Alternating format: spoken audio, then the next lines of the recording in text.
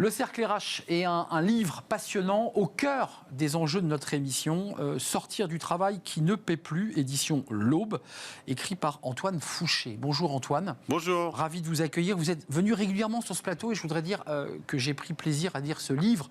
Alors on va le dire, c'est pas de la littérature, c'est un livre d'érudit extrêmement documenté qui diagnostique historiquement l'histoire de notre travail avec un tiers du livre qui est constitué de propositions très concrètes. On va y revenir dans quelques instants, à se demander d'ailleurs si vous, Antoine Fouché, vous ne briguez pas un poste de président de la République ou de ministre du Travail. Peut-être. Vous êtes président aujourd'hui de Quintet Conseil, vous avez été conseiller auprès de la ministre du Travail, Muriel Pénicaud. Ce livre est très riche.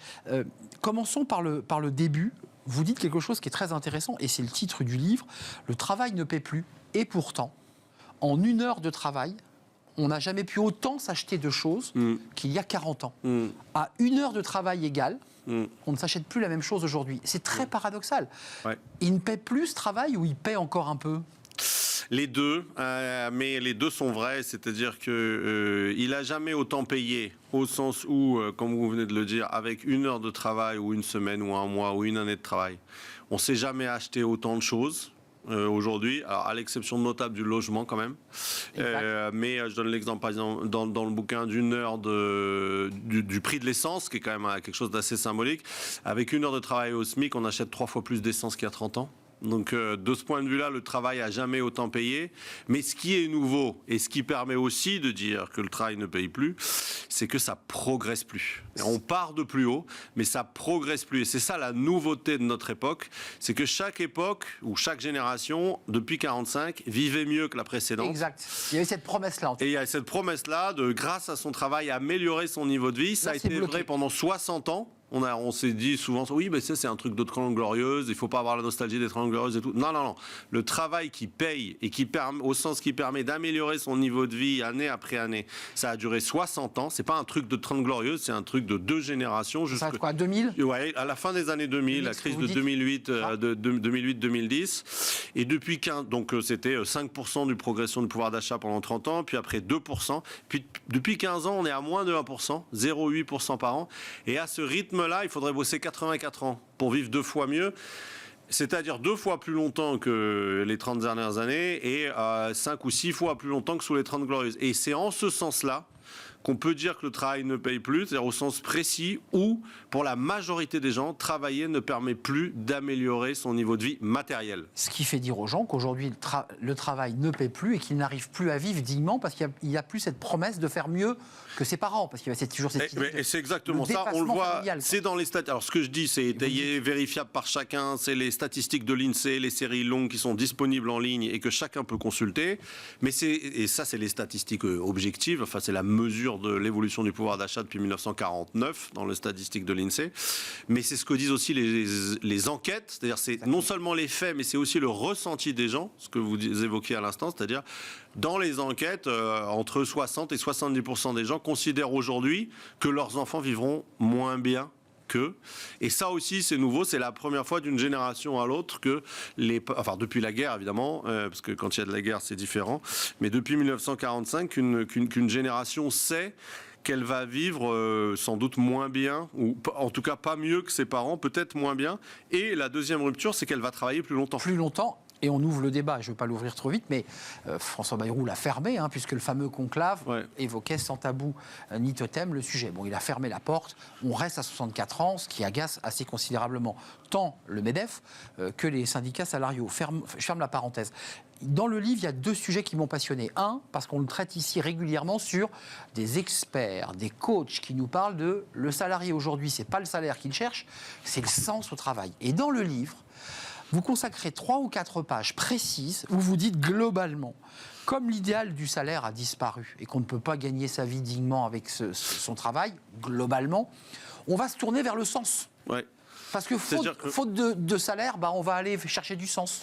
Les nouveaux, c'est-à-dire que j'essaye de montrer, c'est que les nouveaux rapports au travail dont on parle beaucoup, ils ne tombent pas du ciel. Investissement existentiel dans le travail. Exactement. Je propose une typologie de 3 nouveaux rapports au travail, mais tous liés à la fin de la promesse du travail qui était de vivre de mieux en mieux en travaillant de moins en moins. qui a été quelque chose de vrai pendant 60 ans. Mais du point de vue de l'individu, je viens tout de suite sur le sens au travail, hein, mais du point de vue de l'individu, c'est quand même une représentation pour la majorité des gens qui change tout. Parce que pendant 60 ans, on pouvait se dire, dans 10 ans, je vivrai mieux en travaillant moins. Exact. Et ça a été vrai pendant 60 ans. C'est pas un discours de gauchiste. C'était la réalité de l'économie européenne et française pendant 60 ans. Dans 10 ans, je vivrai mieux en travaillant moins. Aujourd'hui, l'horizon est bouché. On peut plus se dire ça.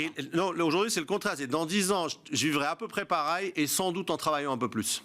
Et donc ça ne peut pas ne pas avoir d'effet sur le rapport au travail. C'est impossible d'avoir le même rapport au travail quand vous vous dites dans 10 ans, je vivrai mieux en travaillant moins ou dans 10 ans, je vivrai pareil en travaillant plus. Ça change tout.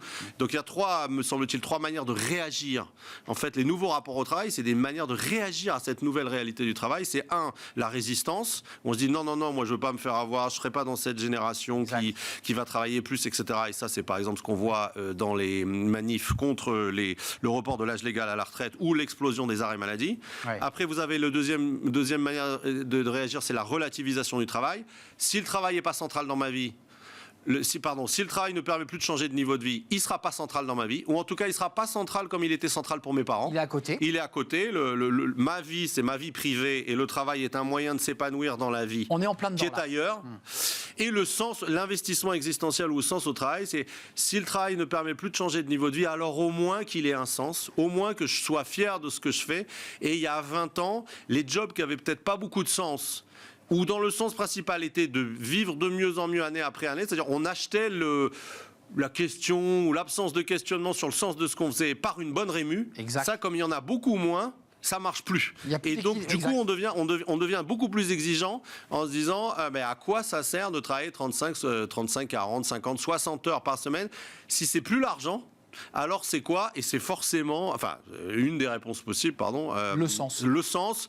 À quoi je sers? Je contribue à quelque chose qui est plus grand que moi, qui était là avant moi, qui restera après moi. La lutte contre la transition, contre le réchauffement climatique. Que vous évoquez dans le livre, je précise. L'indépendance européenne, un monde, je veux le dire de façon encore plus simple, un monde meilleur pour mes enfants, etc., etc. Mais ça devient le driver, parce que le driver ne peut plus être l'argent. Antoine, il y a un autre sujet que vous soulevez dans le livre, d'une manière comme ça, sans vraiment être dit, et tout en étant écrit d'ailleurs. La France serait plus un pays d'héritiers ou de rentiers qu'un pays de personnes qui travaillent. Le chiffre est très simple. Pour 100 €, quand on travaille, on en garde 54. C'est votre livre. On investit 100 €. Quand on investit, on en garde 70. Et pour les retraités, 100 €, c'est 86 € qu'ils gardent. Et pour les héritiers, c'est 94. Et héritiers, 94. Tout est dit. Là, le travail ne paie pas. C'est un choix français, parce qu'il y a d'autres pays dans lesquels, par exemple l'Allemagne, pas quand vous gagnez 100 € en travaillant, en Allemagne, vous en gardez 66. Et pas 54. Et c'est un choix français aussi maintenant, parce qu'il y a 30 ans, quand vous travaillez en France et que vous gagnez 100 € en travaillant, vous en gardiez 60. Il y a 50 ans, vous en gardiez 69. Donc c'est un choix français dans l'histoire contemporain de faire taxer le travail. De taxer le travail. Donc le fait que le travail est moins rémunérateur d'abord qu'avant, par rapport aux gens qui travaillaient avant en France, et par rapport aux autres types de revenus qui sont l'héritage, la rente et les retraites.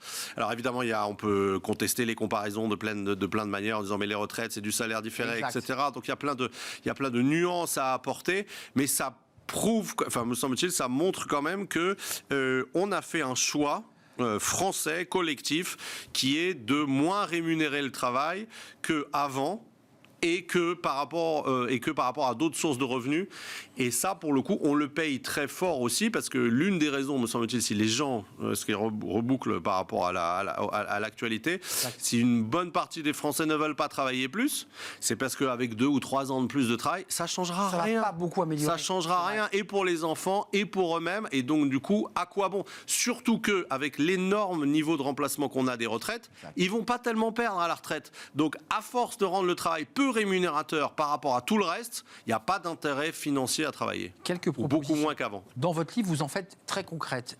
quelques-unes sont orthogonales. Passer une TVA avec les 4 niveaux de TVA à 13,4 en moyenne, parce que vous dites finalement c'est un impôt assez injuste paradoxalement, qui recréerait du Made in France, première proposition. Vous dites assez clairement on touche aux héritages pour au-delà des 500 000 euros par personne, qui représentent quand même on touche aux riches, pour le dire simplement, aux très riches, et on baisse les cotisations salariales. Ça, ce sont vos propositions. Il faut, pour que le travail paye à nouveau, il y a le long terme, le court terme. À long terme, il faut réindustrialiser et rattraper notre retard en matière de compétences. Mais ça prend 20 ans. Quand on raconte pas de crack aux gens, ça prend 20 ans. On s'est désindustrialisé depuis 40 ans. On mettra au moins 20 ans à se réindustrialiser. En matière de compétences et les compétences, pareil. La très bonne réforme sur le dédoublement des classes de CPCE1 de 2017, on verra les effets sur le marché du travail en 2030-2035. Donc ça prend 20 ans. Et on peut pas dire aux gens, vous savez, cette fois-ci, le pouvoir d'achat, on prend la question au sérieux, mais la réponse, c'est pendant 20 ans. Ça, c'est pas possible. Alors, pour des raisons politiques, me semble-t-il. Et donc, il faut aussi du court terme. Et à court terme, ça, c'est du court terme, ça. Et ça, c'est à court terme, c'est ce que vous avez rappelé. La seule manière de faire que le travail paye plus, c'est de réduire l'écart entre le salaire brut et le salaire net. Voilà. C'est assez simple. Tout le monde n'a pas conscience de l'écart entre ce qu'il gagne et ce qui lui reste. Voilà, c'est en moyenne 54, ça fait en moyenne un écart de 1 sur 2. Donc quand vous avez 2500 euros qui vous arrivent sur votre compte, qui est le salaire moyen français, ça veut dire que vous avez dû travailler pour en gagner 5000. Pour en avoir 2500, vous en avez gagné 5000. Et donc ce qu'on peut faire, c'est réduire cet écart entre les 5000 et les 2500. Alors pas 5000, hein, évidemment, mais 10 points de cotisation, c'est-à-dire que celui qui est à 5000, il passerait à 2800. Et ça coûte à peu près une centaine de milliards d'euros. C'est un Big Bang de 100 milliards. C'est un Big Bang de 100 milliards en faveur de la Big Bang populaire, en faveur du travail à hauteur de 100 milliards d'euros. Pourquoi 100 milliards ? Parce que ça fait 10 points de cotisation, un point de cotisation sur les 20 millions de salariés, plus les 5 millions de fonctionnaires, plus les 3 millions d'indépendants libéraux et chefs d'entreprise. Ça fait en tout 28 millions de personnes. Et ça, un point de cotisation en moins sur ces 28 millions de personnes, c'est 10 milliards. Mais Antoine Fouché, pourquoi on ne le fait pas ?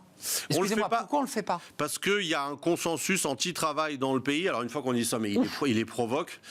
Mais en fait, quand on rentre dans le détail de quelles seront les alternatives à cette taxation du travail, on voit que de dire qu'il y a un consensus anti-travail est en fait factuel et pas provocateur. Quelles sont les alternatives ? Vous les avez citées. Les rentiers, ça veut dire, si on veut que le travail paye plus, il faut prendre moins à ceux qui gagnent leur argent en travaillant et plus à ceux qui gagnent leur argent autrement qu'en travaillant. Donc c'est qui ceux qui gagnent leur argent autrement qu'en travaillant ? Héritage, rentier, immobilier. Exactement. Rente, immobilière et financière. Héritage, retraité. Une fois qu'on a dit ça, retraité, je vous fais pas un dessin. Alors retraité aisé, mais il y a une forme de solidarité intragénérationnelle qui fait que dès qu'on demande un effort aux retraités, c'est très compliqué électoralement. Sur les 15 dernières années, les retraités, c'est un votant sur 2. Donc il y a une forme de droit de veto intergénérationnel. On n'y touche pas. Voilà. Mais ça, c'est pas la classe politique, c'est les Français. Pareil sur l'héritage, 82% des Français sont opposés à l'augmentation des droits de succession, même si en fait on pourrait baisser les droits de succession sur 90% des gens, les augmenter que sur les 10% les plus aisés ou les héritiers les plus chanceux à partir de 500 000 euros par personne. Donc une famille de 2 enfants, c'est 1 million d'héritages. Ça va. Voilà. Et comme vous dites, ça va. On ne deviendrait pas un pays confiscatoire si on augmentait les taux là-dessus. Mais là, en fait, les Français n'ont pas conscience d'à quel point le patrimoine est concentré dans le pays. Et puis, les rentiers, là, c'est vrai que là, il y aurait un peu plus de consensus en disant on pourrait augmenter un peu le prélèvement forfaitaire unique sur les dividendes, les plus-values d'actions. Mais si vous allez sur les revenus fonciers, c'est-à-dire les revenus locatifs, là, déjà, tous les gens qui sont propriétaires, qui louent le logement, se disent « Ah bah non, il ne faut pas augmenter, etc. etc. » Donc ça fige, en fait, les initiatives. En fait, ça fige, c'est-à-dire qu'une fois qu'on va dire « Ah non, on ne touche pas aux retraités, on ne touche pas aux héritiers. » Et les rentiers, peut-être un peu les rentiers de la finance, mais pas les rentiers de l'immobilier, c'est les travailleurs qui payent.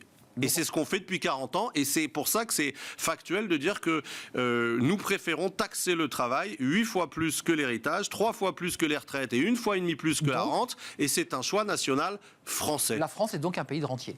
La France est en train de redevenir un pays d'héritiers et de rentiers. Phrase du général de Gaulle. On l'a pas toujours été. Il y a 50 ans, c'était pas vrai. C'est exact. Il y a un vrai débat quand même sur savoir si on doit faire peser notre modèle social sur le travail, puisque c'est un sujet qui est soulevé par plusieurs experts, et vous le soulevez. Cette petite phrase que j'ai prise de votre livre, qui est géniale, du général de Gaulle, ce qui est salutaire pour la nation ne va pas sans blâme dans l'opinion, ni sans perte dans l'élection. En fait, on est quand même aussi prisonnier du court-termisme de la classe politique. Ouais. Et c'est assez symbolique que cette phrase-là soit la dernière des mémoires du général de Gaulle, comme si c'était un testament à ses successeurs, en disant si vous voulez travailler pour l'intérêt général, le long terme de la France, il faut avoir le courage de faire des réformes impopulaires, parce que c'est ces réformes-là qui rendront la France plus forte. Et ce que vous perdez à court terme, les livres d'histoire vous le rendront à long terme. Lisez ce livre. Alors vous remerciez d'ailleurs l'ancien patron de la CFDT. Qui est le directeur de la collection. Voilà, Berger. Laurent Berger. Laurent Berger, vous le remerciez en disant qu'on n'est pas toujours assis du même côté de la table dans les négos, mais là, il vous a édité, il faut juste le signaler. Lisez ce bouquin, Sortir du travail qui ne paie plus. Livre passionnant, comme l'est d'ailleurs Antoine Fouché sur ce plateau. Merci Antoine. Merci Arnaud. C'était un vrai plaisir. On tourne une page et on invite notre invité avec un livre de Smart Job. Alors c'est un autre livre sur les conseils pour trouver de l'énergie, parce que évidemment, à force de travailler plus, il faut beaucoup d'énergie. Et on accueille notre invité.